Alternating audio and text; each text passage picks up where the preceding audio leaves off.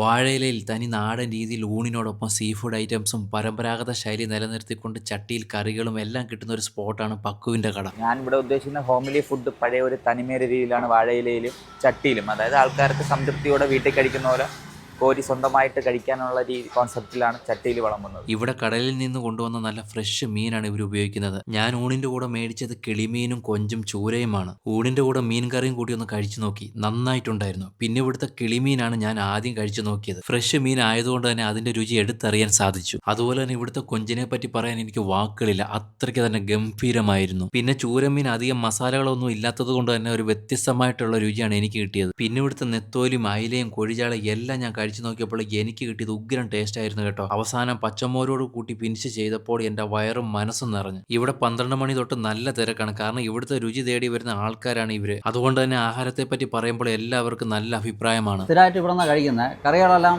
ചട്ടിയിലാണ്, especially വാഴയില.